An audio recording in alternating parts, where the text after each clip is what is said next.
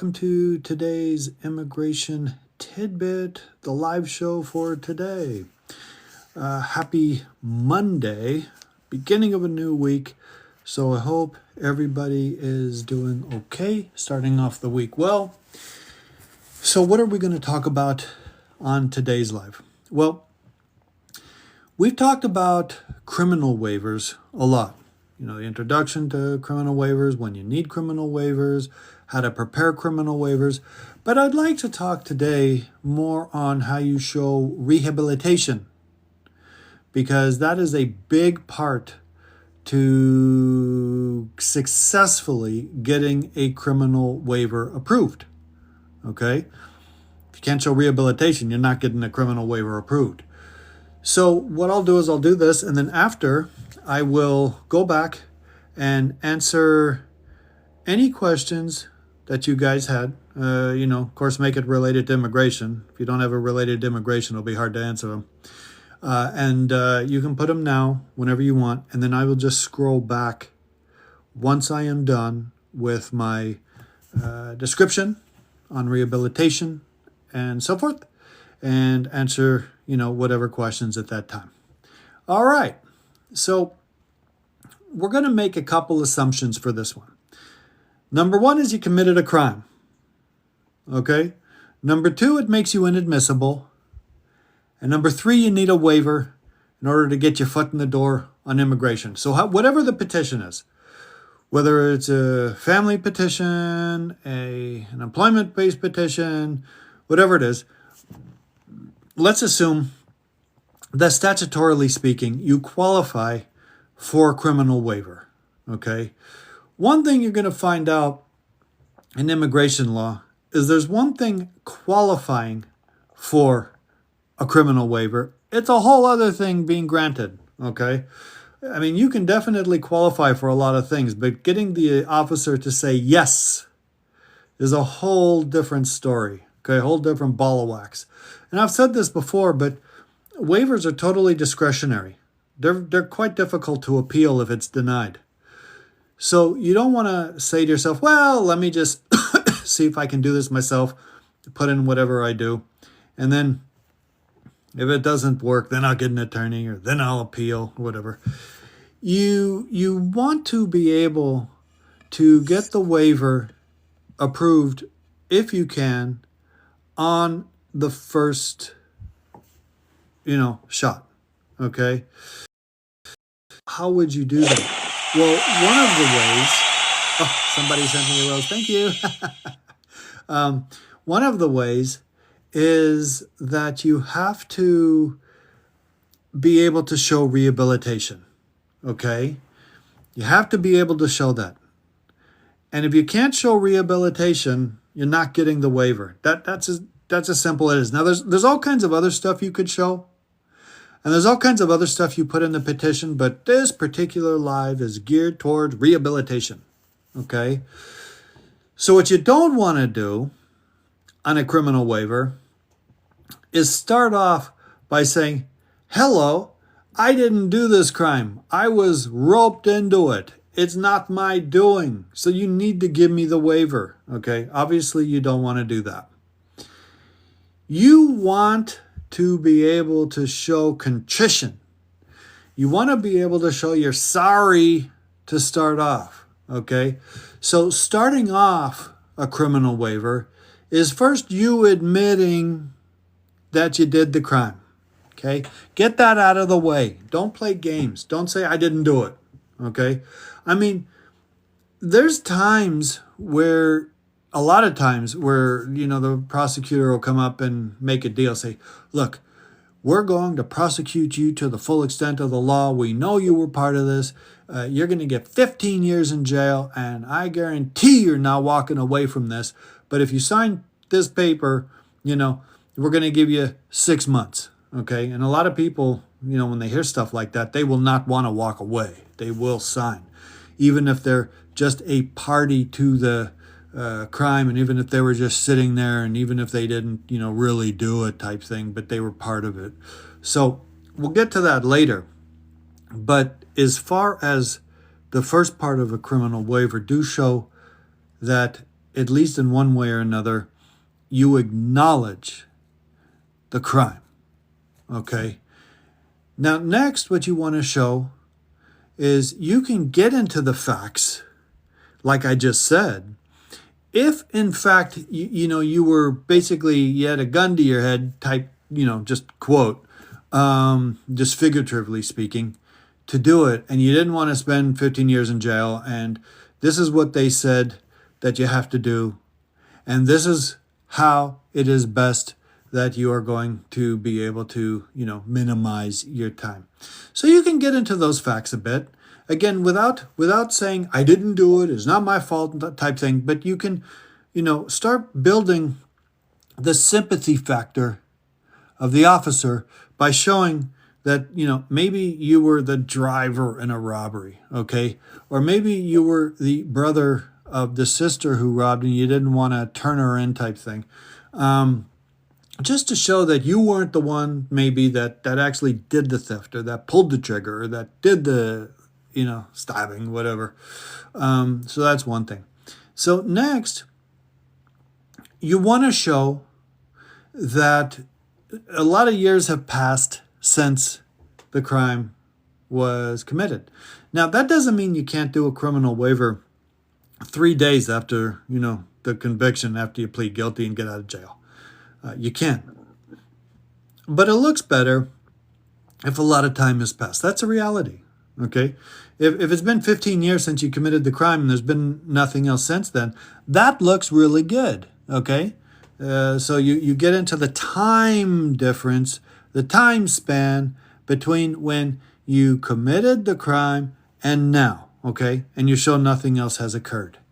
So that's good. Now, if in fact you did a crime where there needed to be some type of anger management course and so forth, let's say you committed domestic violence or whatever it is, and the judge ordered you to go get counseling, you should show that you were in all of the counseling sessions, that you did everything you needed to do, and that you have a certificate of completion to show that you complied with the request from the judge, you did the counseling, and then of course you want to put some kind of declaration in there how it was good for you, that you were using your anger in the wrong way, you realize now that you needed to talk and you needed to get things out and this and that. So you show that you have been rehabilitated through the courses you took and the anger management courses and the time that has passed and all of that, okay? So that is one big way of showing rehabilitation. Another way of showing rehabilitation is to show your good moral character since it was committed, okay? So, get declarations from your friends, from your family, from people who are not friends or family, employers, priests, rabbis, whatever, showing, essentially that you're a good person. And then attach all of them. You understand that you get something from a friend or family especially that says how perfect of a person you are, then it doesn't carry a lot of weight because, of course, they're going to say that. But if you get it from an employer or, clergy, that's a whole different story. Okay, that shows a lot more credibility. Okay, so in essence, this is what. Thanks for the rose.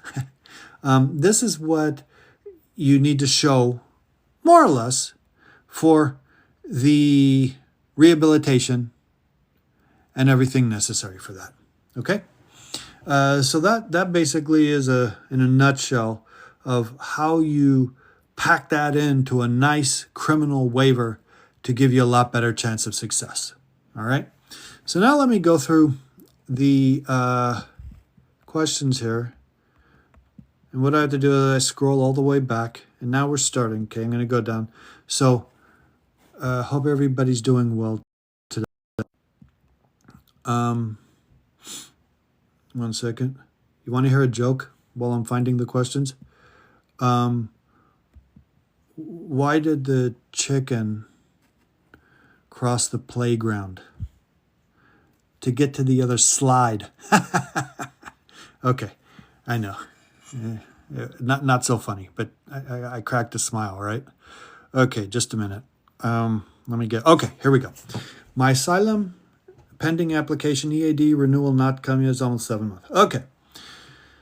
So what this person is asking is they have asylum pending for 7 months and their employment authorization has not been renewed. Okay, so by that, I'm assuming you already received your first employment authorization and you have sent in the renewal. If you haven't sent in the renewal, they're not going to automatically do it.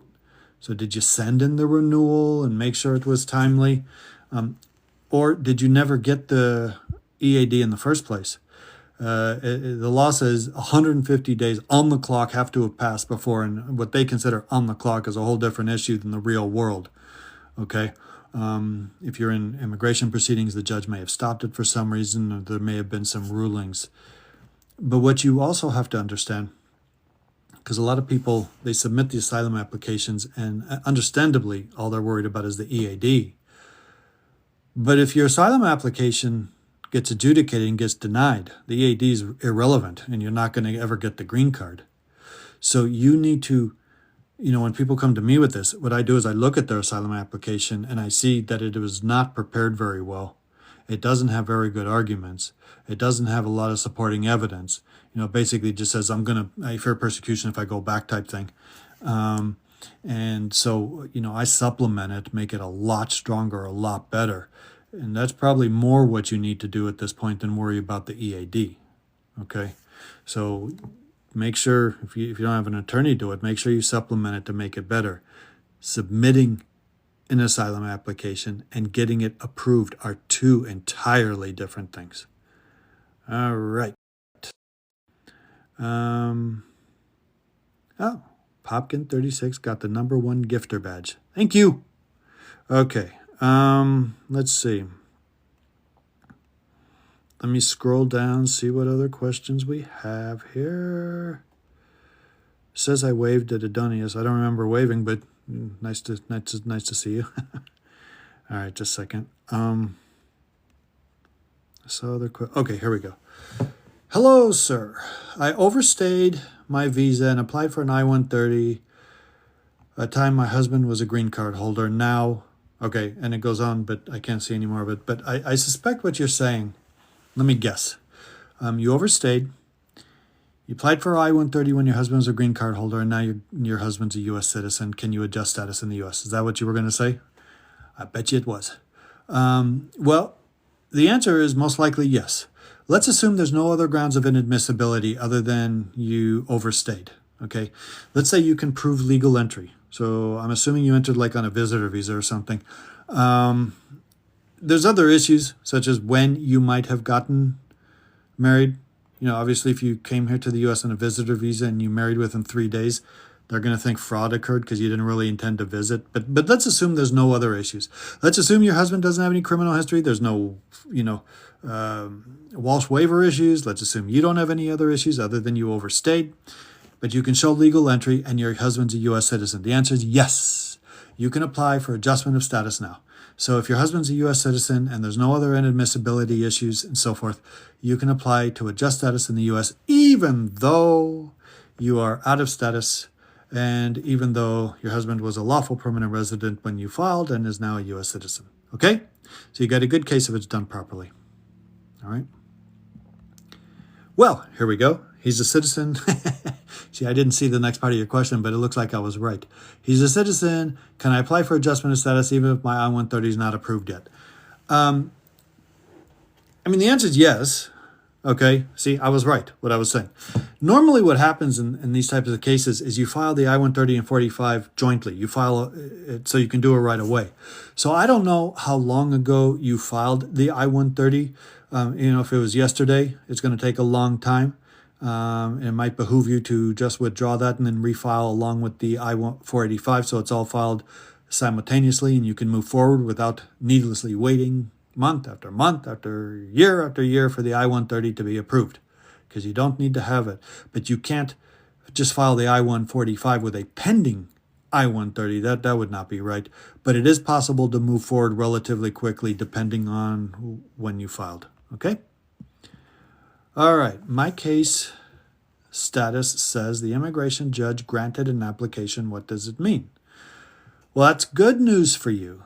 Okay, I don't know what you applied for, but it was granted. So I don't know if you applied for asylum or cancellation of removal, or if you applied for a waiver. There's all kinds of things you could apply for in immigration court. But whatever you applied for, it was granted, and that's good news. I'm guessing you might have applied for asylum and you submitted everything and you don't know that it was granted. So I would have to look to make sure. But if that's the case, after it's granted, you have 1 year and then you can apply for lawful permanent residency. So you definitely need to have it evaluated what it was that was granted. I mean, all I would need to do is look at the order for 3 seconds and I could tell you. And then where to go from there. Because by you asking this obviously means you do not have the green card in your hand and you want to know what's going on. Okay? I mean, maybe you applied for voluntary departure, which is, that you're in removal proceedings and you agree to leave within 60 days. And if that was granted, then that means you have to leave the U.S. So again, I don't know what it was that you applied for that was granted, but generally that's good news. Okay? 7 months now, my age hasn't come pending asylum. Okay, well then you never got the employment authorization, and which means that the 150 days has not yet passed. If you just applied for asylum, you should almost be up for an interview. You need to be, I'm telling you, you need to concentrate more on getting a valid asylum case and a strong asylum case rather than worrying about the EAD day after day. Okay, I'm telling you that because asylum cases are not easily granted. In fact, only about 17% are granted. So if you have an 83% chance of denial, why would you not supplement it and get it to be a whole lot better than just worrying about the EAD until they look at it and then would deny? Okay, does that make sense? All right. All right, just a second. I just scrolled through like a bunch of people. I don't know why it does that. Sometimes I barely scroll and it like just goes way, way down. Just a minute. Okay. Just a minute. Okay. You're welcome. Someone said thank you for giving the answer. The green card expired. I need to renew a job ASAP, but have a DUI. Well, there's an issue. Okay. It depends. It depends where you have the DUI. It depends, what degree it is. And so forth. You may or may not have a problem if you try to renew the green card. Believe it or not, in situations like this, sometimes you have a better chance of becoming a U.S. citizen than trying to renew your green card. I know that sounds strange, but the laws on renewing the green card and eligibility are different than the laws on becoming a U.S. citizen. Okay, becoming a U.S. citizen, having a DUI does not get you out of the ballpark. Okay, I mean, I don't know if you've finished probation and so forth, but you may very well qualify for naturalization, even though there might be an issue with renewing the green card. Okay, so you can contact me because there might be ways of doing that. You don't want to just renew the green card right away because you think it'll help your job, and then you find out the next thing you're in removal proceedings. You'll wish you had spoken to an attorney before. Okay. Can I file my I-9 or do I need an attorney? Well, first of all, the I-9 is the document that is filled out that is submitted to the employer to prove you have legal authorization to work. Now, generally, an attorney doesn't fill out the I-9, but will review the I-9 to make sure that you qualify. Okay? Again, in your case, you may qualify even with an expired green card. But more importantly, you may qualify for U.S. citizenship. And, unless you don't want to become a U.S. citizen, which with today's day and age, who knows, you might want to very well, get that moving. Okay. And you're welcome, Ruby. Okay. Well, if you have a kid, that means it's a bona fide marriage. Okay. So that's all good. That just helps show that it's a bona fide marriage. It's hard to have a fake marriage if you have a kid. Okay, so that's a good thing. Let's see. Let me just scroll down. Oh, shoot. I scrolled down and then again. what's the I-145? I don't think you mean the I-145. There is no I-145. Believe it or not, I have all the forms in my head. So I don't know what you're referring to. It might be the 485, okay, or the I-140. So you need to get the numbers right. Let me know what it is you're applying for. Okay, I have a conditional green card. Can I apply for a condition removal without the wife? The answer is yes, under certain circumstances. I suspect that the reason you're asking this is because you're having problems. You're having spousal problems, okay? And your wife is saying, I am not going to help you remove that condition. You can go to blankety blank before I sign that document, okay? So the answer is yes. There are conditions where you can do it. You can even get divorced and file a divorce waiver. Also, if she's been abusing you, either physically and which is possible. I've done VAWA petitions like that. There is a provision where you can file the petition to remove the conditional residence with a waiver based on either it's a divorce waiver, a hardship waiver, abuse waiver. Okay, so there's ways of doing all that. Give my office a call. I'll let you know what it'll take. Especially if you're in an abusive relationship, and especially if, for example, your wife is threatening you, saying, I'm not going to do it. You're going to deportation. You're going back to your home country tomorrow. Okay, she has no right to do that. But you have to file the waiver properly. Okay, so, all right. Okay, this guy's asking, how do I do that? Sorry, I don't know what it is that that you're asking to do. I suspected I answered a prior question for you earlier above, so just message me later. Okay, I mean, he says you're all good now and you got convicted in 2023. I think you're the DUI person. And so it's definitely doable, but I'd need to look at the statutory language of the DUI to make sure. Okay, one second. Okay, F1, married to USC, want to file AOS concurrently. Does spouse have to open USCIS on account to petition? Okay, well, procedurally speaking, you don't want to file the whole adjustment application online. There's too many exhibits, too many things, okay? I mean, when I prepare it, we have to show eligibility. I mean, I know you're an F1 married to a U.S. citizen, but you have to show it's a bona fide marriage. You have to show there's no inadmissibility issues. You have to show that the, marriage itself is bona fide. You have to show qualification for adjustment, okay? I mean, just because it's an F1 married to USC doesn't automatically indicate qualification. I mean, it certainly could, but I need to make sure of all that. And then you put everything together and you get it filed. Okay, so it's not so much a matter of opening an online account. It's a matter of properly preparing the adjustment.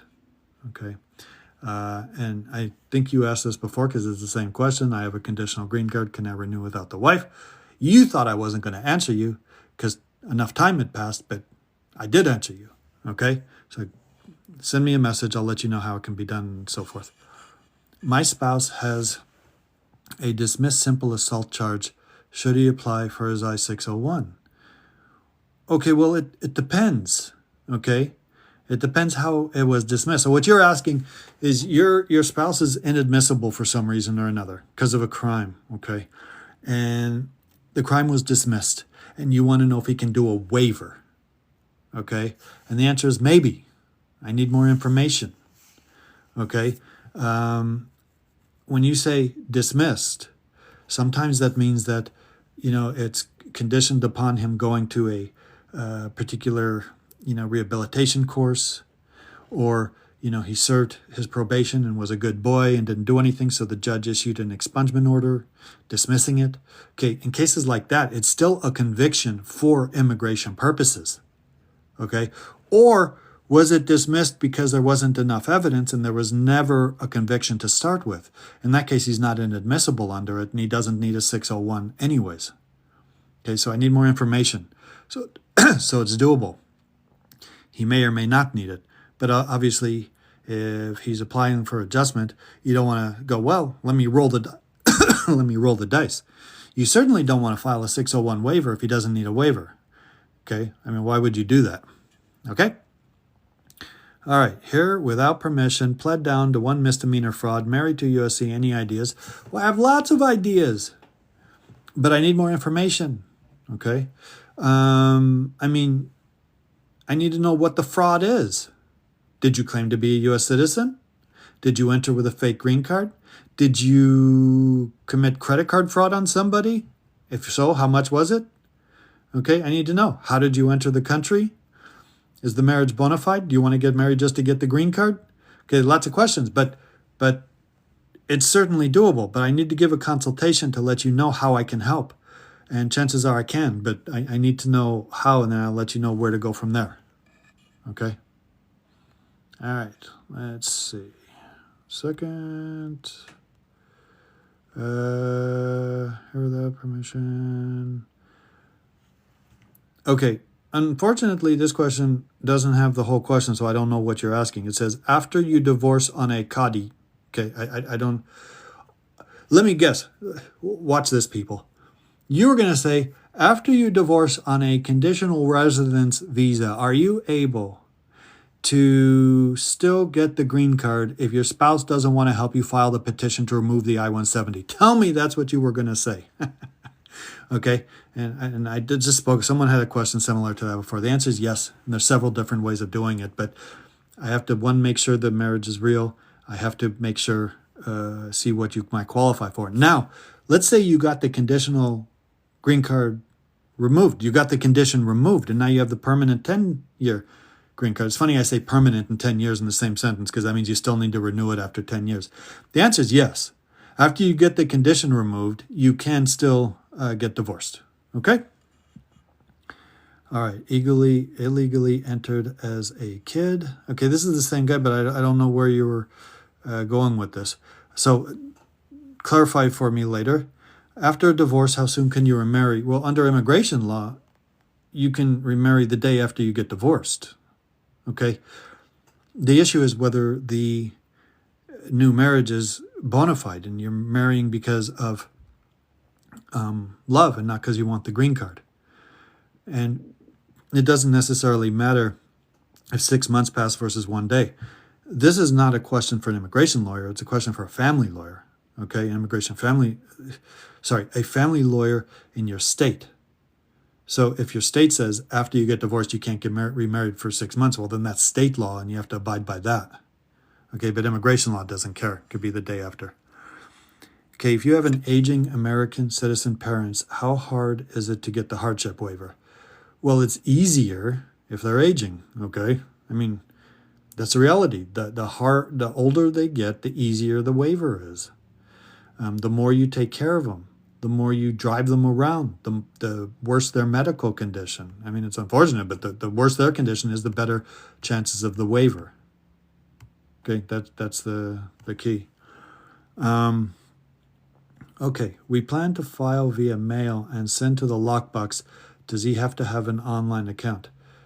It depends what you're filing for. Okay, obviously, it's better to have an online account as it stands anyways, because you're able to check things better, and especially if they issue an RFE, which is called a request for evidence, you can send the answers in and the documents and get a faster turnaround time. Okay. Does bankruptcy affect the N-400? The answer is no. No, because just think about it. If people wanted to become U.S. citizens and it depended how much money they made or didn't make, it wouldn't really be fair. It wouldn't really be right. It would be saying, basically, the only way you can become a U.S. citizen is if you make enough money. It's different than becoming a resident. Okay, when you get the green card, yes, absolutely, what you make and don't make is relevant, but not when you become a U.S. citizen. So it's not relevant. I mean, unless you're getting sued for fraud or something. Okay, that's a whole different issue. For a waiver without the wife, time period and what's percentage of approval? Well, any lawyer says, well, there's an X percentage of approval. They're lying to you. Nobody knows what's in the head of the officer that's reading the waiver, which is all the more reason you need to have an expert do it, okay? I can tell you what, if you do the hardship waiver versus if my firm does it, I can tell you the percentage of approval if my firm does it is way higher than the percentage if you do it. But I can't tell you the exact percentage. Okay? So if you have one shot at the apple, don't waste it. Have it done properly. Okay? I was just clarifying how I entered. The fraud was bank fraud, 2,500. Been married for a year. Okay, well you're going to need a waiver. Okay, it's very likely you're going to need a waiver. I mean, if you entered, I can't remember if you entered illegal or not. Well, there's different issues. You have different issues in your case. It's not a simple case that you can just file the adjustment and you're ready to go. Okay. 1 second. If a girl and her previous marriage did a green card citizenship, can she file for me? I mean, the answer is yes. Okay, if it's legitimate, but they're going to want to make sure it's legitimate. There's all kinds of issues here. They can look at it for various reasons, but there's no prohibition against her filing it for you. Okay, assuming so there's qualification, she can definitely file for you. If my old marriage didn't work out and I'm in the process of removing my conditional green card, we have a lot of conditional green card questions this morning. The answer is yes, you can file to remove the conditional residency without the help of your spouse if you fall under, different categories and if it's done properly. Okay? And this is the same one.